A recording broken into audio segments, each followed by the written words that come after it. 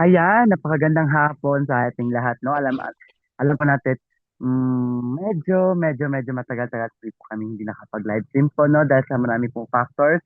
However, gaya ngayon na nangyayari ngayon sa ating paligid, no? Ang mga kabata na hindi kaya naman mapipigilan ng kung sino man. Kahit nandirito pa rin tayo sa Kalambag. Ayan, so kamusta naman kayo dyan?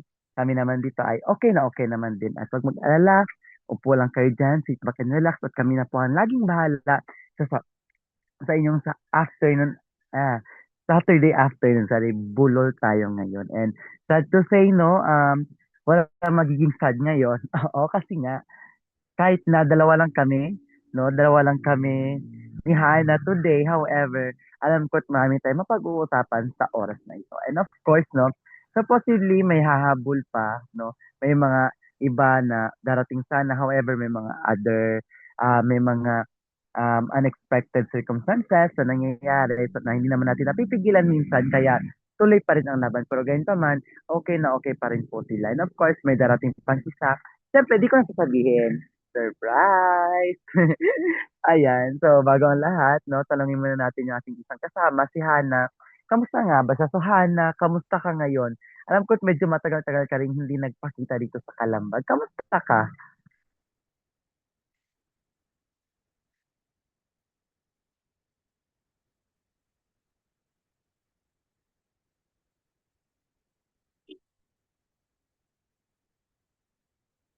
Hello, Hana? Oh, nakamute ka yata? Nakamute ka, girl. Yan, nilalaban pa ang mute na ano, no? Kasi yung mahirap kasi, ayan, nakagulat ako tuloy. So, Hana, kamusta ka? Eto naman, sobrang grabe. Na-miss ko kayong lahat. Na-miss ko lahat-lahat sa inyo. So, ayun. So far, ito, may sipon pa rin at may konting ubo rin. Pero, okay naman. And, syempre, nasa medyo pahinga-pahinga moments pa rin talaga ako. Dahil nga, Hmm. nagkaroon ng suspension of classes, ganon. Dahil sa pagtaas ng gasolina natin. And, well, anyways, okay naman ako lagi. Laging okay dahil laban lang kahit ang ating signal minsan din ay talagang struggle. Pero ayun na nga, dito naman sa amin, sa Pampanga ako ngayon and ngayon, naririnig niyo yung tilaok ng manok dito. And ayun na nga, medyo mainit, sobrang taas ng init at ang araw eh grabe. Pero at the same time, okay naman dito. So far, paayos at maganda pa rin ang araw natin. Sige, back to you, Kuya Aking. So, in short, no, tawag nito, so far, so good, no? Oo. So, Hana, no, let's share mo kami kasi hindi pa yata alam ng mga ng mga taga-Kalambag natin na bumalik ka sa pag-aaral. So, reveal mo naman kung saan ka nag-aral, anong course yung kinuha. Dapat So, may revelation. Yeah. may revelation. So, yun na nga, so far, nagkaroon ako ng struggle dahil nga nagkataon din.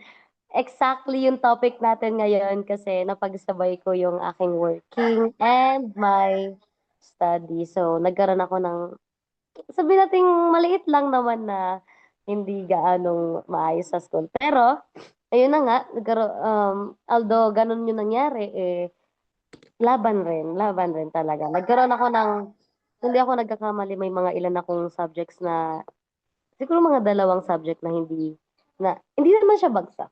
Mayroon lang siya, kumaga naka ano lang siya dahil nga kulang yung mga naging activities ko dahil nga sa ano, nakaka-attend ng class or nalilate ako and at the same time hindi ako agad nakakagawa ng activities.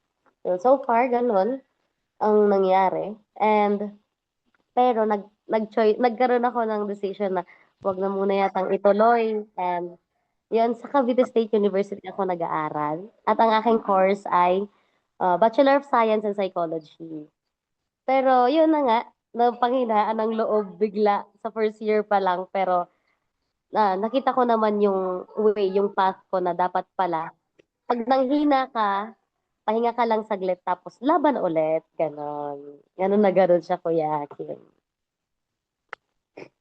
ayun, no, BS Psychology, you know what, everyone, no, um, even in KDCI, kung saan ako nagtuturo ngayon, when the people ask me, if you have given a chance to take your second course, that would be any related to psychology. AB ba yan o BS? You know what class? It's because, class na tuloy, Diyos ko Lord. Ano ba to? Wala ako sa classroom. Oo, so, loko to. You know what, kasi nga, di ba, very fun and relevant yung sinasabi nating mental health. And of course, I'm struggling mental health last year after I diagnosed in type 2 diabetes. And yes, I'm physically okay, but emotionally and mentally, I'm not fully okay pa. It's because of some reasons, no?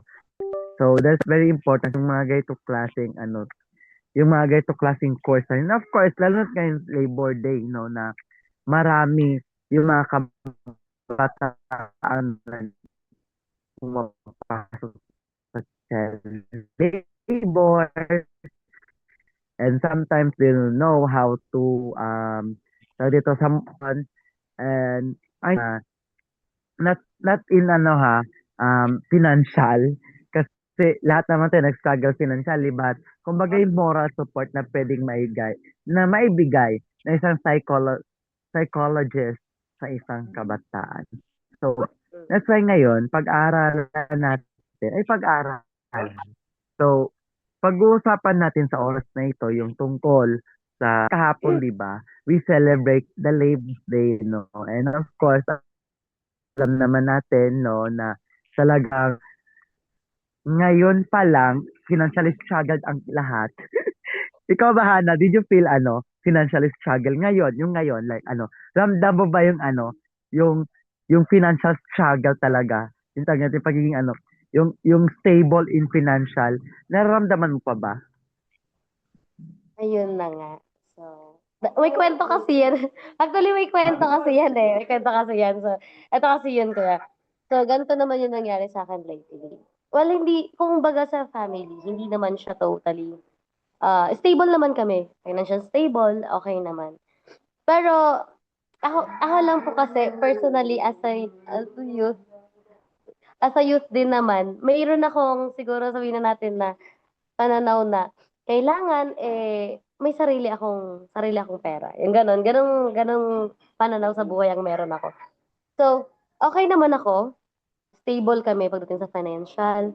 Although, there are times talaga hindi maiiwasan na nagkakaproblema rin onte, sabihin na natin. Pero, yun, Mm. naisip ko din talaga na humanap ng sarili kong pera, gano'n.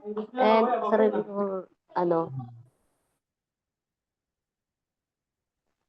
Kaya, yun na nga, ang naisip ko na lang din na mag-work din para sa sarili ko, or gano'n. And at the same time, pag may, emergency na kailangan talaga, meron akong, gano'n siya. Pero hindi ko nasisi na sa family, okay talaga. Yun nga lang, medyo, times talaga na, yung pansarili ko lang talaga yung problema ko. Parang gano'n yung mga, natin eh. Gano'n siya, Kuya Aki, yung Wow, you already hit the first question. Sa ibang way ko lang sa ginawang tanong, pero parang hihit mo na yung natin, yung una sana natin pag-uusapan, but sige, let's depend na lang, no? So, kasi you know what, no? Especially ngayon, Hana, di ba kaya you shared na, pinagsabay mo yung trabaho, at saka yung pag-aaral.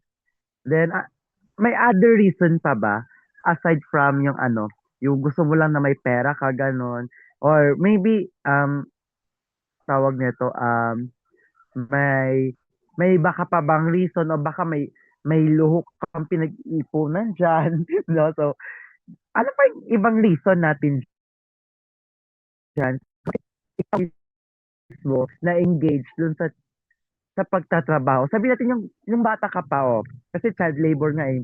Yun talaga yung mm, dapat natin ma-hint din, hindi lang yung mga kabataan na gaya natin, 13 and above, especially lalo na yung mga bata na usually na-engage talaga sa kanyang So, siguro bago ako, ikaw muna.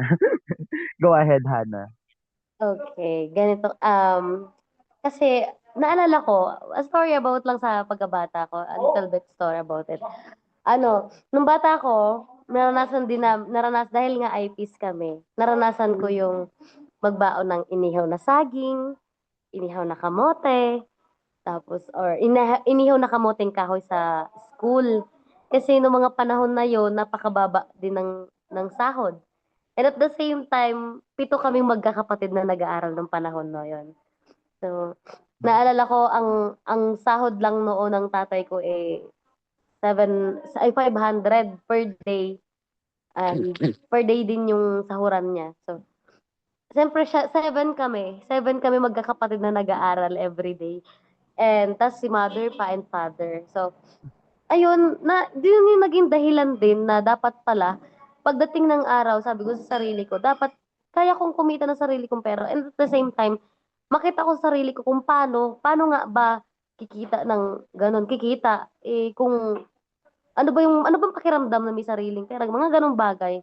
Nagkaroon ako ng ganong mga, sabihin natin, mga mindset na dapat nagugutom ganun. Hindi dapat na nakaupo lang. Ganun, parang ganun na, naiisip ko yun na, nung bata ako nararanasan ko magbaon ng ganito. Tapos hindi pa kami, kakain ka lang sa Jollibee pag sabi mo ng maganda yung pasahod. Parang ganun, yung ganung bagay. Kaya naiisip ko talaga siya na, dapat pala, ako mismo, may pangarap ako na someday mapapakain ko sa masarap na pagkain yung magulang ko.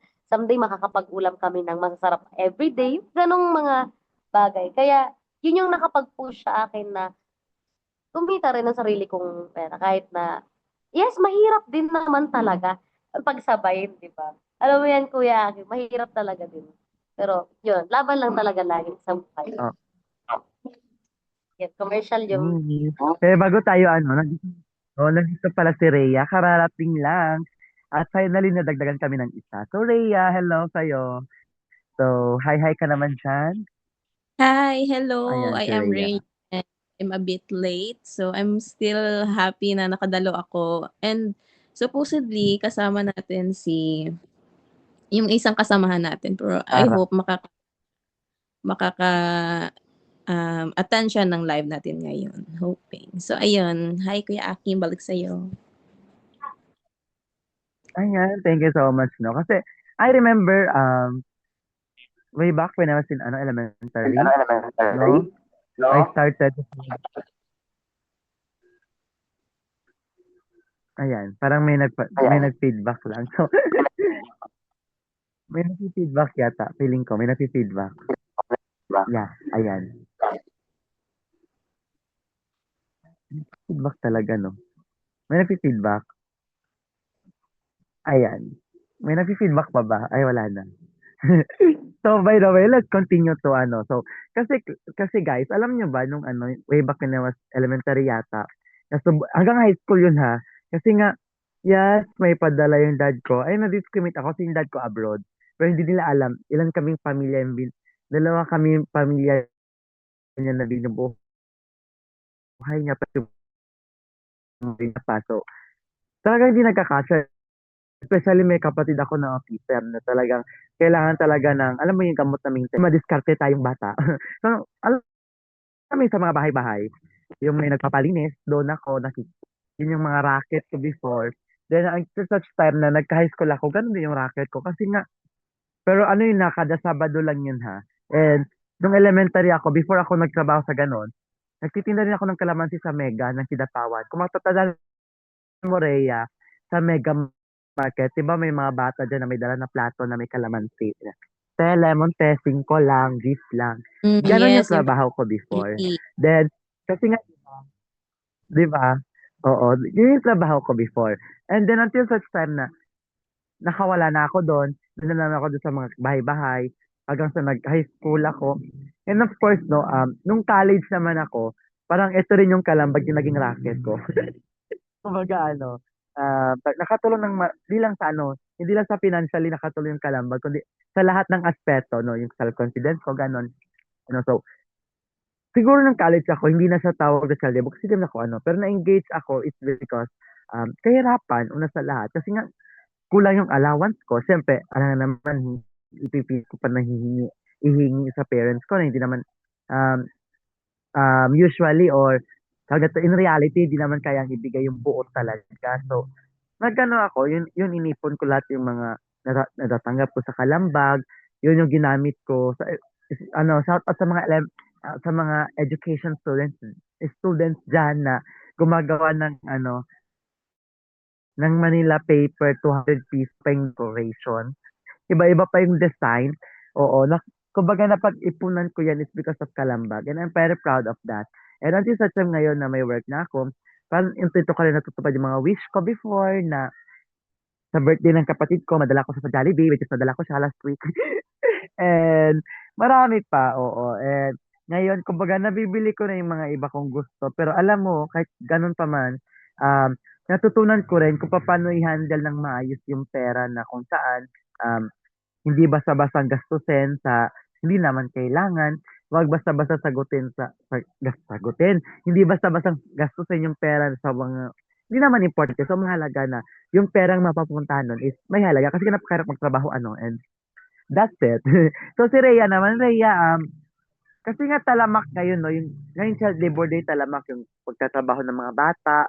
Sa tingin mo, bakit na-engage yung mga bata sa child labor? For me, dito sa lugar namin, hindi na kakaligtaan na wala ng choice, walang choice na yung mga bata kasi nandiyan na yung nature ng na nila, ng life nila. Wala silang choice kundi magtrabaho. Ito yung nagsisilbing magbibigay ng daan upang mabuhay sila. Kasi kapag hindi nila gagawin yun, mas mahihirapan sila kasi sometimes nga nakikita ko sa mga napapansin mo Kuya Akin kapag let's just say yung mga goma kapag may nagtotroso makikita mo yung mga pamilya doon nagdadayo sila tapos dala-dala nila yung mga anak nila tapos yung mga batang yun is gumagawa din ng paraan para matulungan yung mga parents nila just like pag-iipon ng mga mga kahoy-kahoy na yun which is hindi naman trabaho ng mga bata yun yung hindi ko sinasabing mga bata like 12 years old hindi yung mga 7 years old ganun pa ang bata pa and it comes to a conclusion na, yun pala wala na silang choice sa buhay nila. That is why nafo-force sila sa child labor. And sa iba naman, may iba't ibang may iba't ibang reason din bakit may mga batang gustong magtrabaho. Siguro yung iba, gusto silang magkapera sila, iba't ibang mindset naman yung mga bata. Pero usually, yung nakikita ko, yung wala na talagang choice para mabuhay. Mm-mm. Wow. Oo, no, wala talagang choice. But before we deepen up this topic, mahalaga pag-usapan natin yung work versus child labor. No? Pag-usapan natin yan, guys. So, pag sinabi natin child work, ito yung mga trabaho na, yes, natrabaho yung mga bata, but first of all, hindi nalalabag yung karapatan nila. Second, nakakatulong sa personal development nila. And siguro doon din yung uh, ini-enjoy din nila yung trabaho nila ng ayun, hindi sila na-abuse, hindi sila na-exploit. Just like example, research. Research is still a work. However, it helps their personal development. Kahit na yung magtrabaho ng yung mga light lang na trabaho, say, for example, yung kada Sabado, sasama kay mama sa tindahan para magtinda. Sabado na naman, wala namang klase sa Sabado. And of course, aside from that, yung pagtitinda kasi it helps them also, no?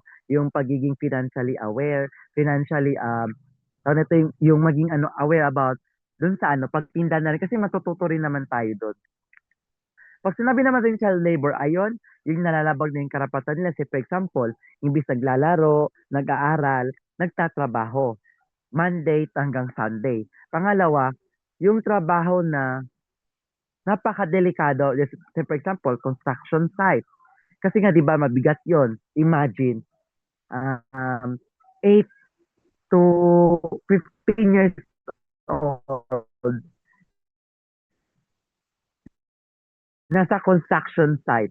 Napakadelikado ho ng pwedeng mapagkunan ng sakit yung mga bata doon. Kasi nga, yung katawan nila, their body is not capable enough to work in such in such kind of job.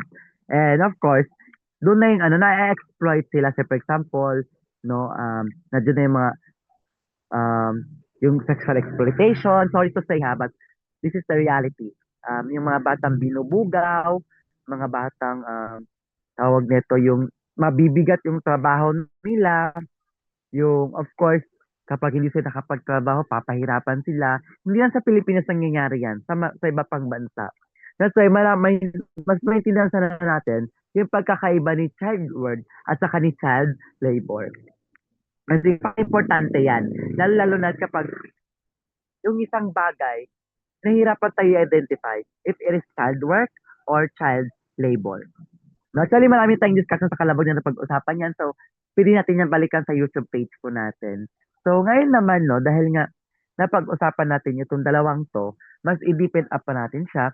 Sa inyong observation ba, ano ang mga pangunahing hamon na kinakaharap ng mga working student? Especially, may mga working student tayo ngayon, no? Maraming working students na saludo tayo sa kanila kasi nga, they try to, tawag nito, they try to work as well as they try to study as well. So, palagay ba nila? Paano ba nila, kamusta nga ba sila? Or, of course, nag-working student ka rin. Sana, nag-working student din ako. I don't know kay Rhea kung nakapag-working student siya. So, ano nga ba yung pangunahing hamon na kinakaharap nila? So, unahin natin si Rhea ulit. And the answer is yes. I'm currently a working student kasi I have a freelance, nasa mundo ako ng freelancing. I am a makeup artist. So, hindi ko maiiwasang may nagpapabook kung may klase kami. Yung talagang pinakaunang hamon ko is the choice between the ACADS and time management ko sa pag-work. Kasi kapag inuna ko kasi yung work, I'm very sure na matatakpan yung klase ko. Eh kung unahin ko naman yung sa school, mawawalan ako ng income. So parang parang yung araw na yun na imbes na makaka-income ako, parang mababack to zero ako kasi nasayang yun. So sometimes mas pinipili kong magtrabaho and set aside muna yung pag-aaral and then balikan ko siya pagbalik ko na sa school yung mga na-miss ko, and I will sure sa mga teachers ko na babawi ako that time, and nagpapasalamat ako sa mga instructors namin sa school namin because they are so very understanding sa mga working student kagaya ko na humaharap ng mga hamon na ganyan, yung time management talaga. And kasi kapag nakapasok ka na sa pagiging working student, iba na yung energy na dala mo. Parang pagdating sa school parang drained ka na kasi naubos na yung energy mo sa pagtatrabaho, and parang ang hirap nang ibalik ng focus mo, pero wala tayong choice, kailangan natin mag-aral, kailangan din natin magtrabaho. So that is why kailangan natin ng more balancing, more time management, and more focus sa kung anong mas importante. And for now, mas inuna kong pag-aaral kasi malapit na kaming matapos, and ayaw ko namang balikan yung another school year, and I hope nandiyan lang naman yung mga work for me. Kasi yung work na to is ginagawa ko siyang parang assistance sa college life ko, kasi yung sa sitwasyon ko ang hirap kasi kapag parang ako hindi ko alam kung ako lang ba kasi malaki na ako, tapos hindi ko kayang palagi akong nakadepende sa mga kakayanan ng mga magulang ko, kaya ko naman ganun. So parang nandiyan na yung hiya, nandiyan na yung pagiging independent ko. So that is why nakakema pa ako na maging working student. So ayun. Balik sa'yo, Kuya Akim.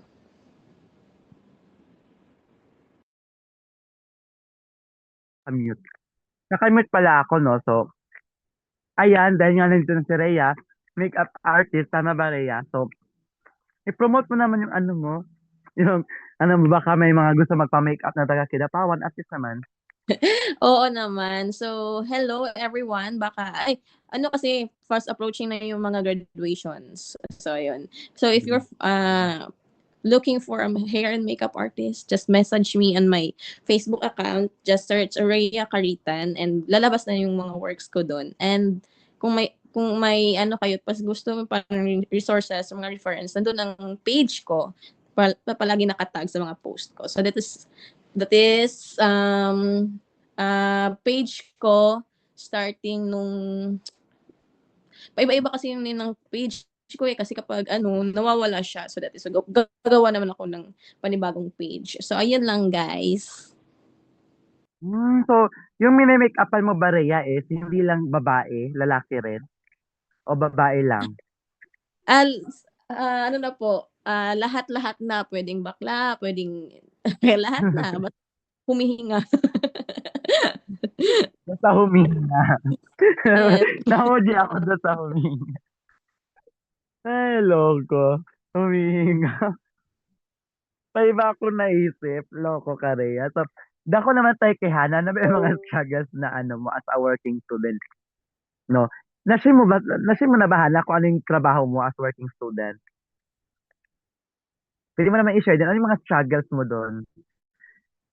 So, ayun. Ang dami kasi eh. Charot. Pero all around ako, like, yung kasing kung saan ako nagtatrabaho, sila rin yung kung saan ako nakatira din noon. And, nag-ano rin ako, minsan nagka-cashier ako sa coffee shop, minsan sa bakery, sa baking area, minsan cleaning, ganon. And at the same, pero minsan nasa house din nila, ganon. As in, sobrang all around, ganon. Tapos hanggang linis-linis, ganon, mga ganong bagay. Tapos, ano, um, ganon yung mga naging trabaho ko. So, pero ang haba din kasi ng ginugugol ko na oras pag nandun ako. At saka ang haba nung naano ko talaga doon. And tama si Rhea, si Ate Rhea sa sa time management. Ang hirap i-manage ng oras lalo na syempre nagdadalawang isip ka rin kasi kung kung kapag syempre kasi syempre importante pa rin naman na gawin mo yung pinapagawa nila. At siyempre kasi nandun ka nakatira, gano'n.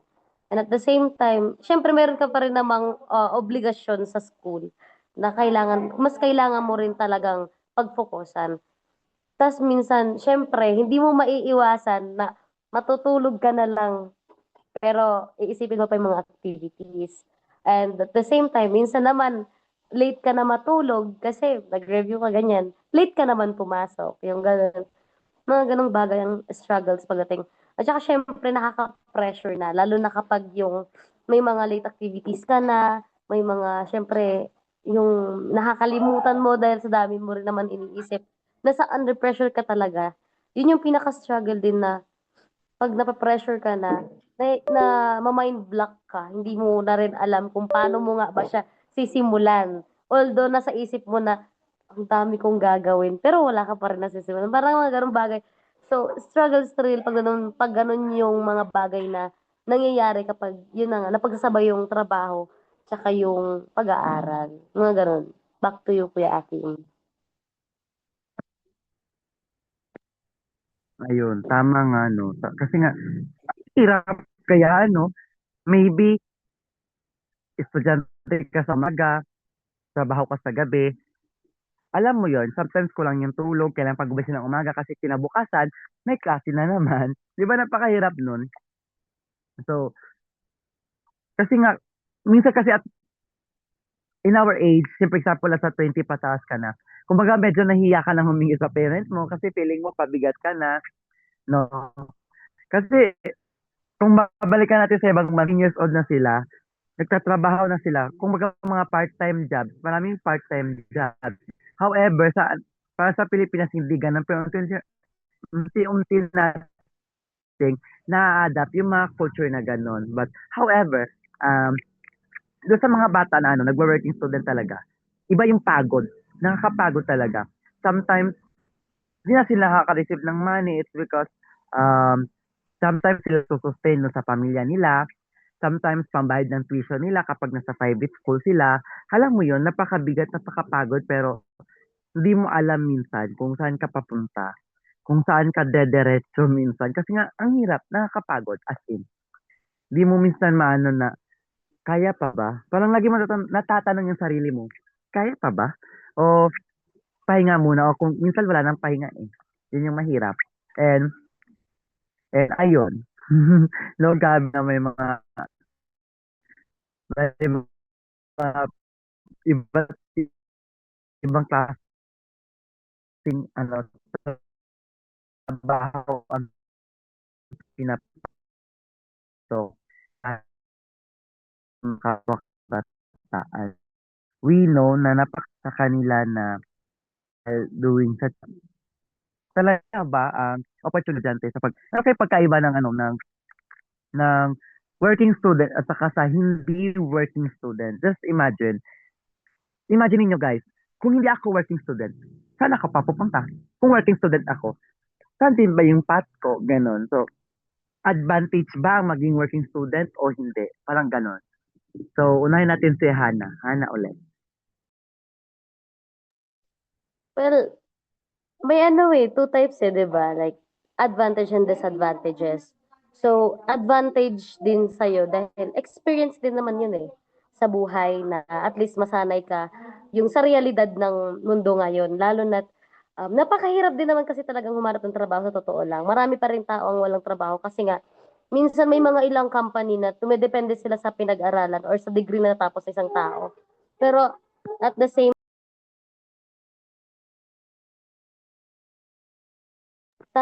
tapos ayun na nga, and yun yung parang advantage sa ating mga nag-working student. Pero disadvantage pa rin kasi nahihirapan din naman tayo.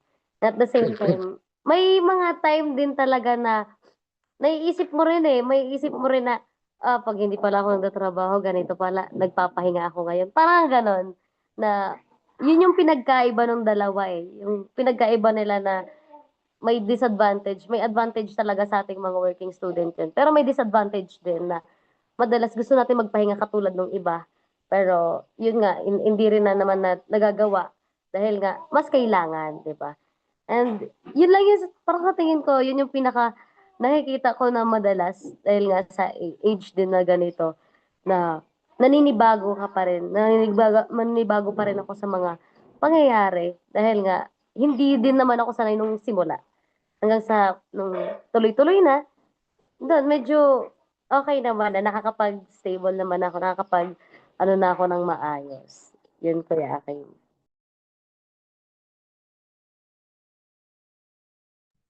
Nakamute pala ako. Tama, no? Kasi may advantage, may disadvantage. Pero bago ang lahat, alamin mo na rin ang kay Rhea. Alamin mo na natin yung kay Rhea. Ayan, Ay, agree Rhea. ako dun sa Ilo na yung pagiging working student is may advantage at may disadvantage talaga. Kasi sabi ni Ate Hana, yung iba, mapapaisip tayo, yung iba, rest time nila, tapos tayo, kailangan natin magkayod, kailangan natin magtrabaho, para magkapera, ganun. Sa kanila, parang, parang easy go lucky lang sila, hindi nila kailangan gumawa ng mga ganong bagay, dahil they have it na sa buhay nila. And yung advantage naman na masasabi ko is yung experience. Tama naman yung sinabi ni Ate Hana kasi after nating mag-aral, ano naman yung gagawin natin? Siyempre, magtatrabaho tayo. At least tayo, sanay na tayo. Alam na natin yung ano yung magiging feeling, ano yung magiging experience na yun. Alam na natin kung paano i-handle yung mga sitwasyon. Just like sa akin, sa pagiging hospitality student ko. So, marami na akong mai-encounter na iba't ibang ugali ng mga tao na hindi natatakel sa four corners of the room. So, iba talaga yung tinuturo sa room, unlike sa talagang sa totoong buhay na. Yung talagang bakbakan sa totoong buhay na. Kasi di natin alam kung ano yung ibabato sa atin, mga challenges along the way sa pagtatrabaho natin kasi iba't iba talaga yung mga challenges na yun. Sige. And happy naman ako na sa murang edad ko marunong ako magtrabaho. And para na rin din, parang mas advantage kasi siya para sa akin. Kasi ayaw ko namang pag after ko ng school, dun pa ako magpa-practice na maghanap buhay, mag-work, yung sinasabi nila, ganun. Pero sana yung iba, unahin muna yung pag-aaral. Kung may opportunity naman, capable enough naman na hindi na kailangan maging working student, stick na lang kayo sa pag-aaral, gano'n.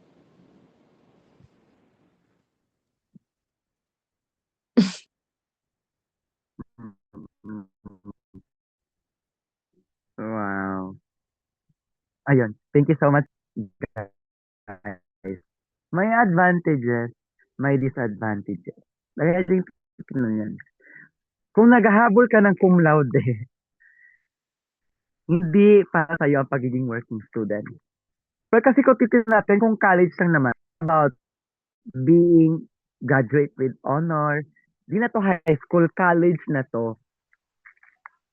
Ang nakakalungkot na din sa high school, napakabata pa nila para magtrabaho. And siguro they don't have choice. No? Kasi marami akong student before na grade 10 na may nagugulat lang ako, absent. It's because ayoko naman i-tolerate na sige, laban lang. However,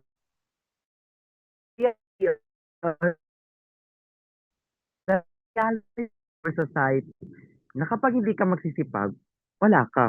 Sana, tawag nito, sana lahat, kung may kaya lang ako na i-provide yung needs nila para hindi na sila mag-work, ginawa ko na. Pero alam mo yun, yung naawa ka pero wala kang magawa na gusto mong tumulong.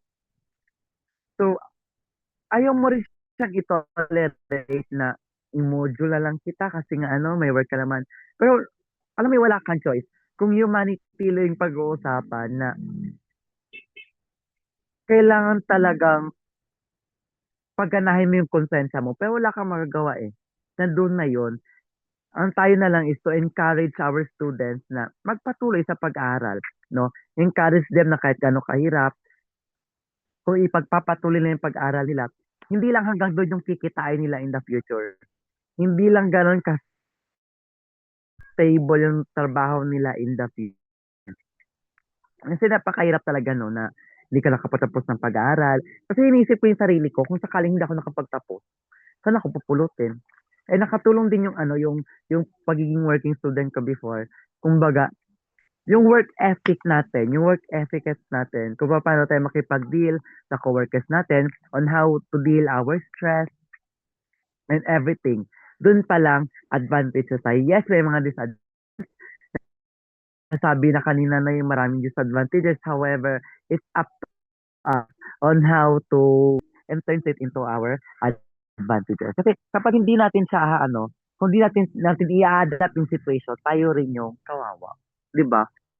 So, hindi ibig sabihin na ine-encourage namin na mag-working student kayo. Hindi yun ibig sabihin namin doon. Kung pinapakita lang namin sa inyo kung gaano, ano yung advantages at saka disadvantages at saka yung reality, yung hirap ng pagiging working student.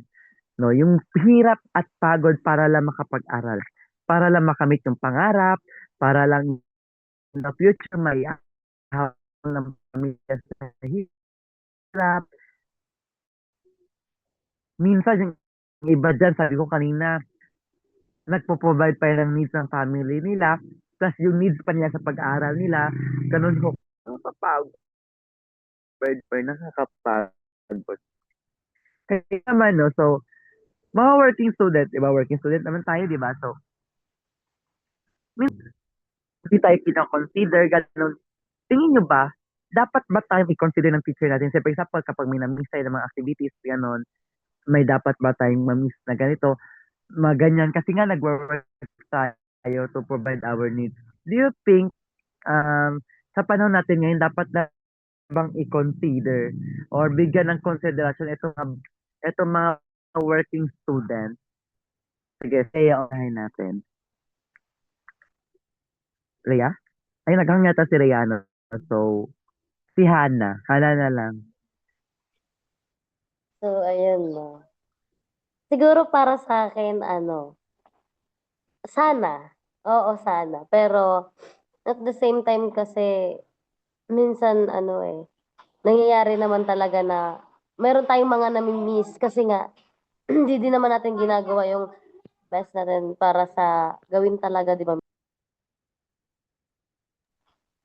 Tapos, syempre, kuya, di ba, hindi naman mangyayari na, na na mababagsak or sometimes yung nangyari sa akin if talaga na kaya naman sana. Kaya lang yung word na nakalimutan o 'di ba, nakalimutan or kinalimutan parang gano'n, eh. Minsan natatanong sa amin ng mga teachers namin 'yan, eh. Pero ako personally isinasagot ko na kinalimutan kasi alam ko na meron gagawin na gano'n, pero hindi ko siya nakalimutan kundi kinalimutan ko dahil nga alam ko, eh. Pero kung kung ako tatanungin, sana puwede siyang i-consider.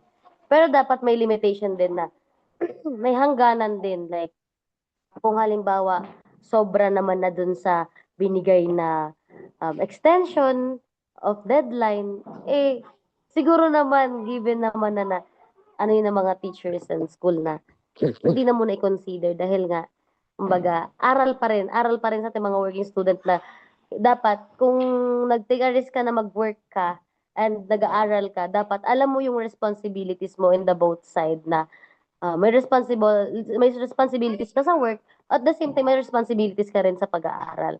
Dapat yun, lagi mo, parang yung control and yung focus mo dapat hindi nawawala, ganun. So yun parang ang sa'kin, pwede naman dapat sana i-consider. Yun, Kuya Akin.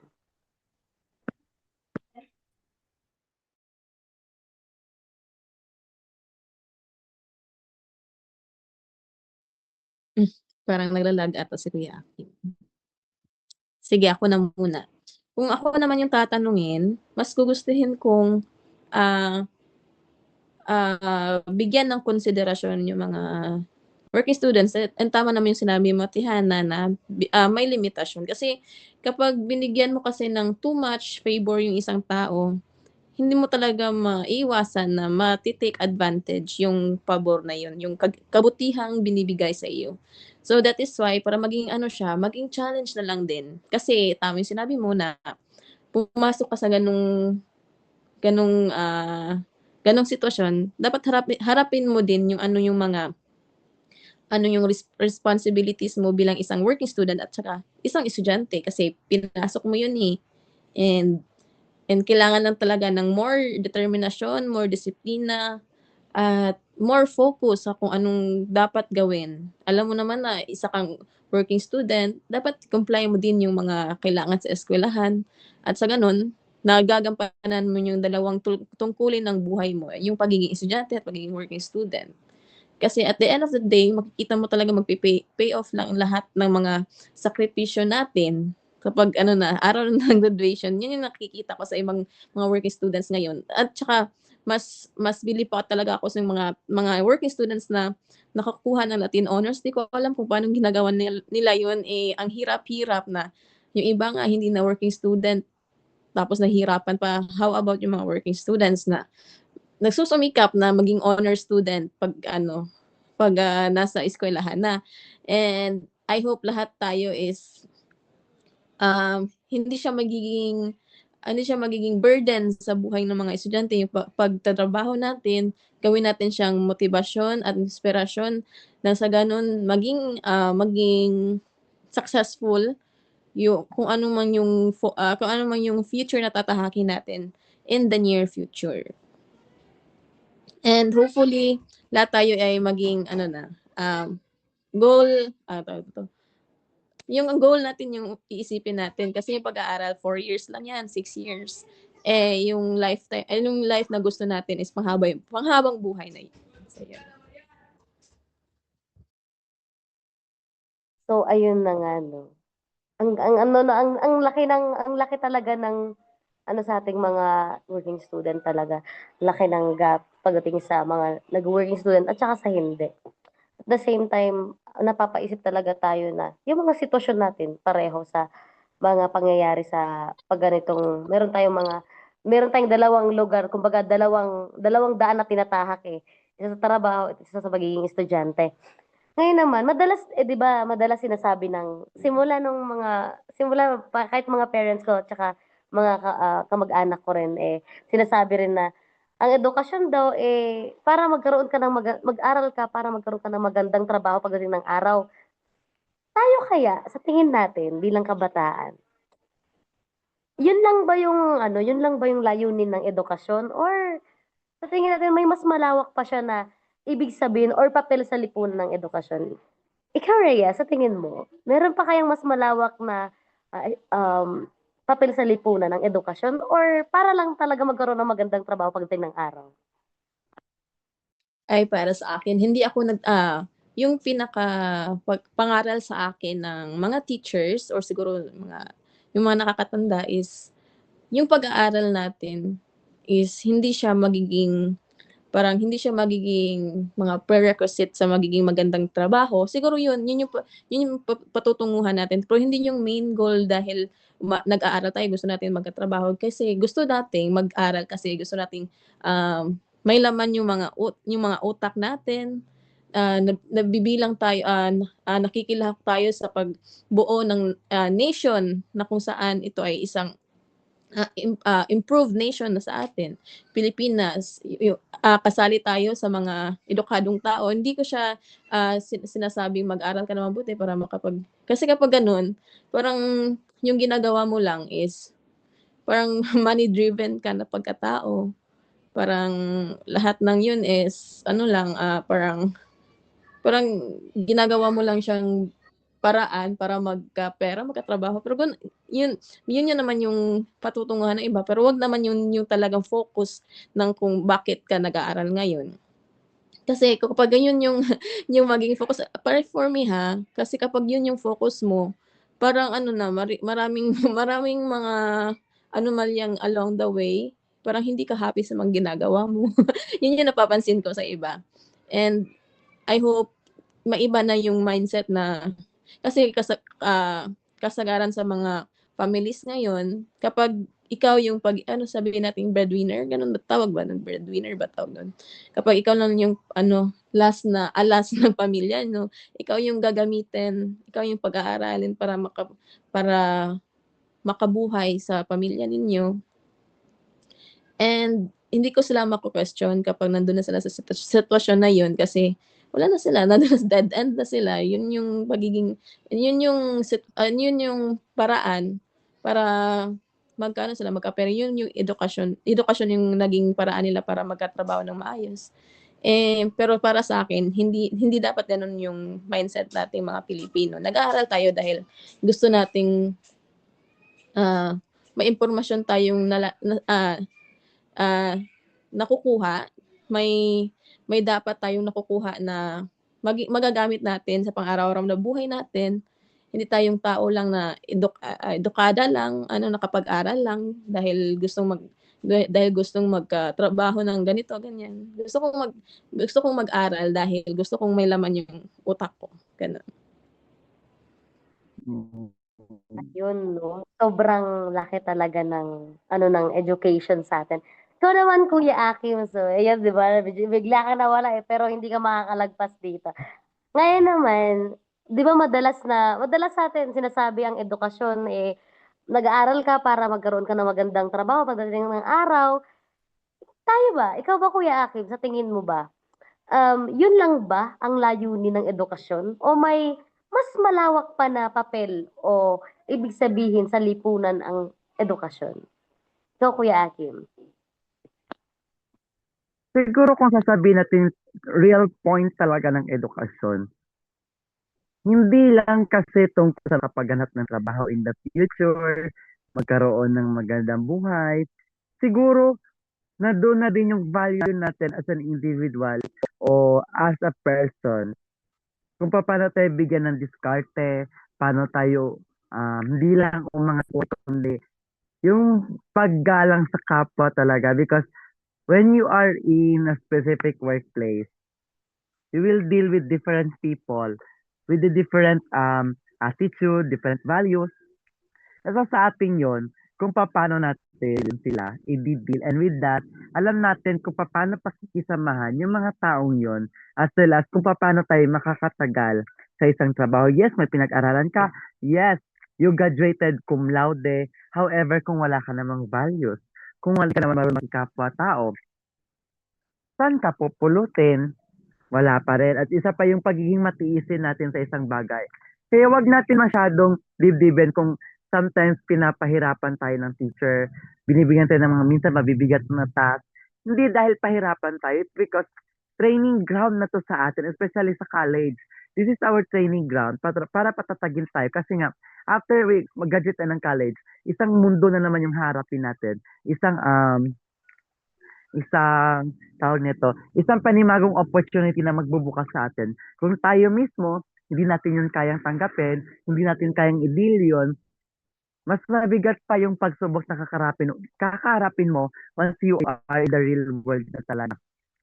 Sabi nga nila, okay nang lahat after you graduated. Pero hindi. Hindi pa tapos dyan. Minsan may board exam pa. Yung paghahanap mo ng trabaho, magpapasa ka ng application letter kung saan-saan. Kapag di ka marunong magtiis sa mga ganun, kung wala kang mahabang pasensya, hindi mo yon magagawa. Kaya yun yung talagang point ng education. Hindi lang sa makapaghanap ng trabaho, kundi yung attitude natin sa isang workplace, dapat doon pa lang sa school, pinagtitibay na natin yan. So, kay balik sa'yo ulit, Hana. So, ayun, no. Ang laki talaga ng papel din ng education sa lipunan. Although, yes, sobrang, lahat ng sinabi ninyo is talagang nakikita natin sa napapanahong pangyayari sa buhay natin ngayon. Lalo na ikaw, Kuya Akim, graduated ka na, and at the same time, nandito ka na sa middle part ng pagiging tao, parang gano'n eh. Tapos, syempre, kami mga estudyante naman eh. Kumbaga, sabi nga, di ba, madalas nasasabi eh, nagsisimula pa lang yung journey namin. Tapos, so, yun na nga. And ako naman, bilang isang estudyante rin na at the same time, isang empleyado at isang ITs na may nangangarap, hindi lang para sa sarili, kundi para sa mga tao na umaasa rin sa akin. Sa edukasyon, although nung panahon ng ng parents ko eh lagi nila sinasabi na mag-aral ka para pagdating ng araw maganda yung trabaho mo ganun eh. Pero lagi kong inaano na nung nag-aaral na ako, ang edukasyon pala hindi lang para magkaroon ako ng maayos na trabaho pagdating ng araw. Kundi pagdating ng araw hindi ka kumbaga yung sinasabi nilang illiterate. Kumbaga, ikaw ay edukado ka, pag titignan ka nila, edukado ka. Hindi lang gano'n na ano ka eh, basta ka lang educated. Kasi magagamit mo rin yung edukasyon na meron ka, hindi lang para sa sarili mo, kundi para rin sa ibang tao. Especially sa aming mga ITs, no? Ang laking tulong talaga pag may mga nakakapag-aral at nakakapagtapos sa aming mga ITs. Hindi dahil para lang makilala, kundi dahil para matulungan din namin yung mga lugar, mga katutubo rin na katulad namin o yung mga katribo namin na umangat din, sabay-sabay na umangat dahil nga nag-aral siya. Siyempre, yung mga nakapagtapos sa'min, kumbaga tinatali nila yung tribo yung lubid nila, sa tiyan nila para maglakad pa-front, pasulong, ganon. At least sabay-sabay. Yun din yung isa sa pinaka parte ng edukasyon sa aming mga ITs. Napakalaking bagay din talaga, no? Hindi lang, kumbaga, o kung titignan natin, hindi lang talaga para sa trabaho lang yung edukasyon na yan eh. Para rin sa ikatututo o sa pagkatuto ng bawat isa. Hindi lang sa aming mga nag-aaral, kundi para na rin sa mga taong matutulungan namin pagdating ng araw. Di ba? Sobrang napakalaman, no, Kuya Akim. Ang sarap talaga ng kwentuhan natin tuwing ganito ang ating mga topic. Talagang relate na relate much, di ba? So, ayun, napakaganda ng natin, ng kwentuhan. Ngayon naman, syempre, dahil nga ganito na, dumako na tayo sa synthesis. Sobrang sarap ng kwentuhan natin. Dumako naman tayo sa synthesis and summary of the episode natin, no? Ngayon, si Rhea, pabalik ko ang ating floor kay Rhea para ibigay ang ating synthesis and summary of the episode. Go, Rhea! Ayan. Gusto ko sanang magchikahan tayo hanggang dulo kasi tatlo lang naman tayo, di ba? mas nakukuha natin yung mga insights, yung mga opinions ng bawat isa kasi tatlo lang tayo. But anyways, hindi natin kayang gawin yan kasi we have limited time only. So, sa episode na ito is another makabuluhan at napaka-engaging na live episode na naman yung binigay ng Kalambag sa ating mga viewers and of course sa mga kabataan. Napag-usapan po natin ngayon yung napapanahong celebration, which is the araw ng mga manggagawa, which is the Labor's Day.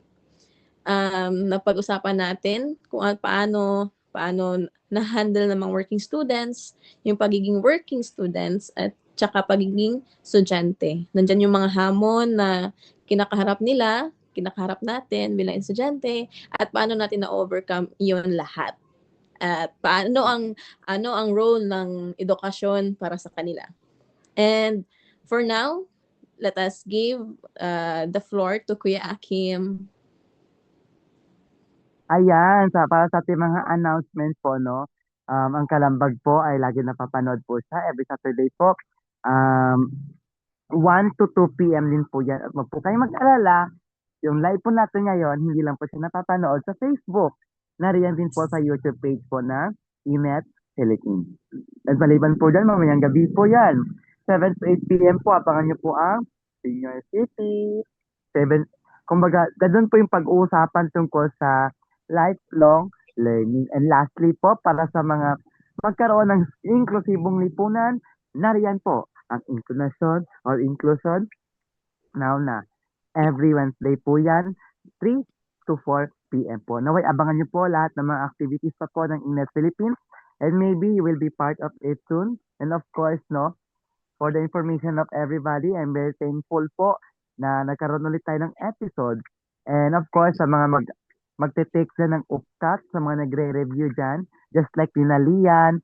Actually, marami-rami sila dito sa Kalabag na magte-take ng upcut. So, I'm very happy for them. Sana mag-upcut. Amin, USMCEE. So, kanya Yeah. is upcut. Oo, kanya is upcut. And really, ang aga, no, grade 11 pa sila. They're preparing for the upcut na. So, oh my God, I'm very happy for them. And I really hope maging successful yung pag-upcut journey nila. So, once again, good afternoon everyone. I am Akim Pulpog po, your Kuya Akim. Kasama si Hana at si Rhea. At ito po ang muling pagbabalik ng Kalambag. Ayan. See you next week po and God bless us all. Ingat po kayo. Mwah! Uh, Yan.